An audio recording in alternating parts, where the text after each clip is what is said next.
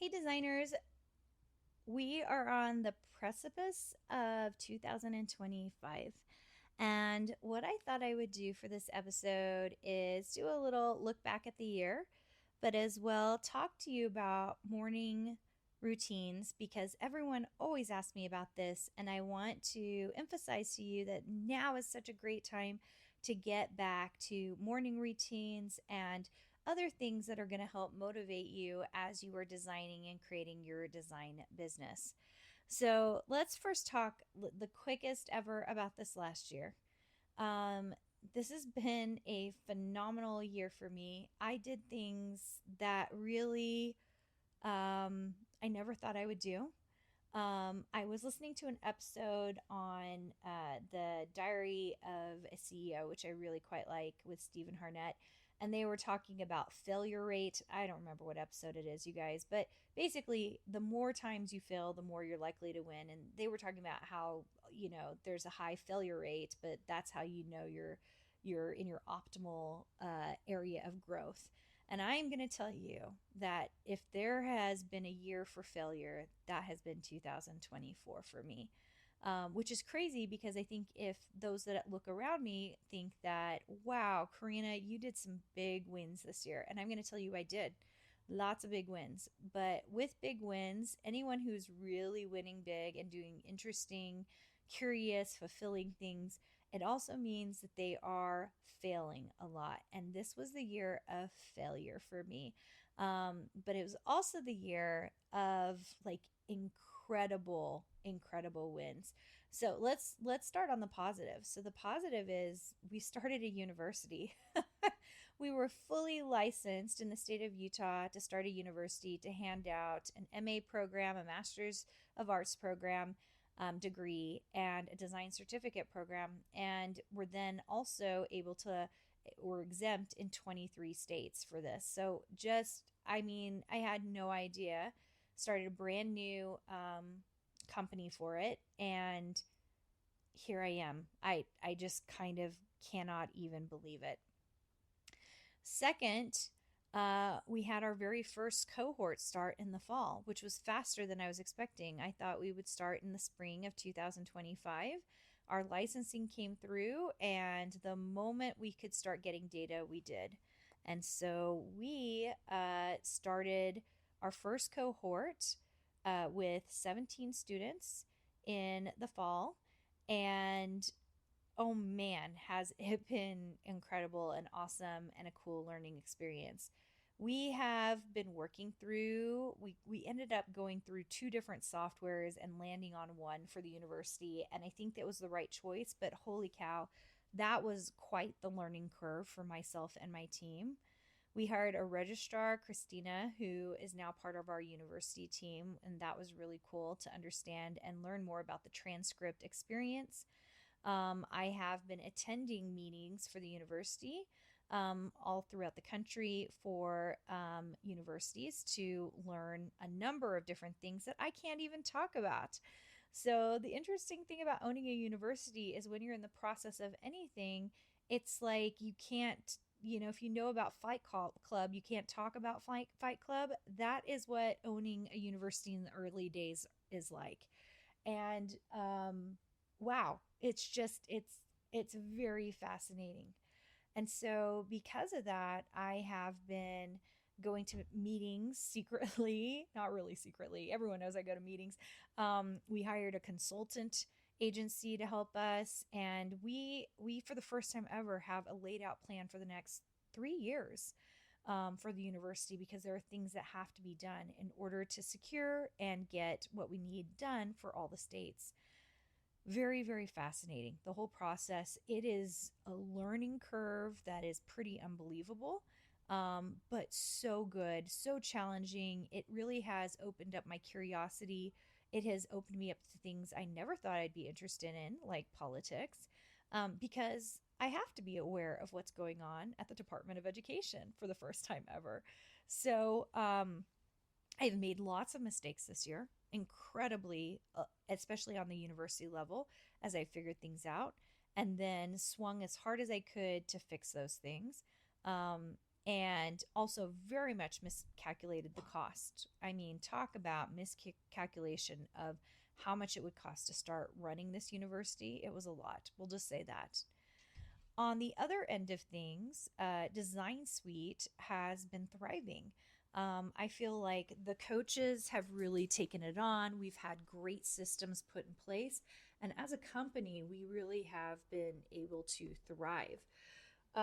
Interestingly enough, the company as a whole, we went through some periods of trying new things and failing very badly at them. Probably the biggest thing that we failed at was trying to build a sales team. The sales team worked okay, but it ended up being really difficult for us to maintain, to really get the right people in. And so, because of that, we ended up not having a sales team. But it was a very costly mistake on my part. And while I want to say I wish we hadn't done it, I'm glad we did it because now I know. Now I know exactly what we need to do. Should we do it next time? And also what I shouldn't have done from the very get go. So just really interesting.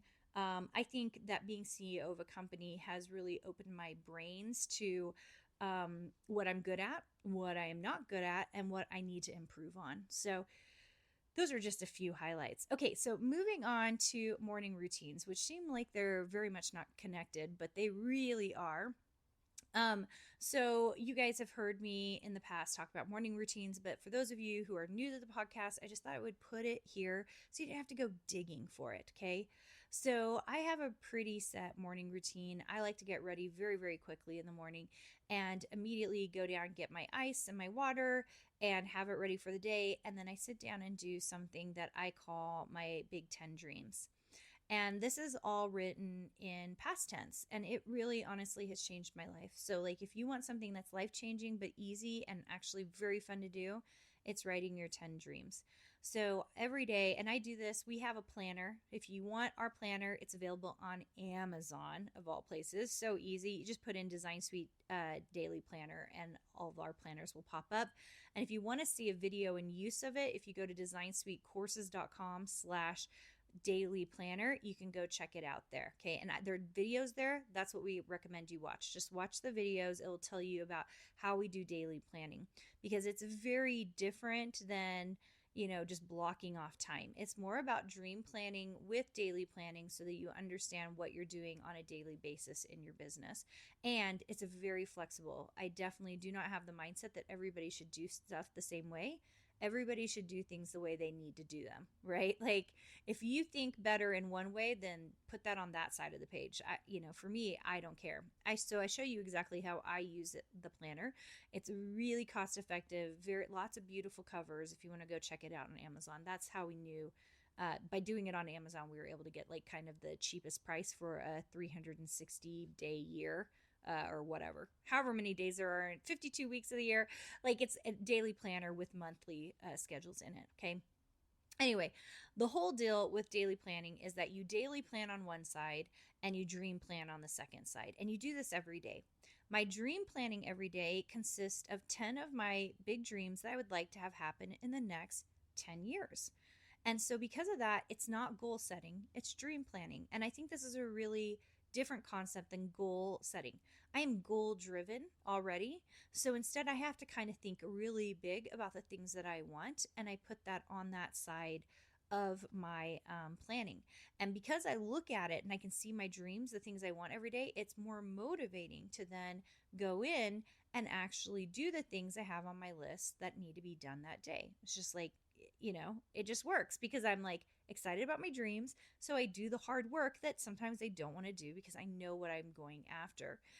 In your dream planning and those 10 things that you write, you should be writing them in past or present tense. So, for example, one of the things I've been writing in mine for a long time is I'm extremely close to, and I write the 4 people in my family. I write their actual names down. Now, what does this do? Instead of saying I want to be close to, I just say I am extremely close to. And so it gives a clear present tense to the situation. So what does it do? At the end of the day, I'm seeking out my family members and wanting to hang out with them, and it kind of changes my perspective, right?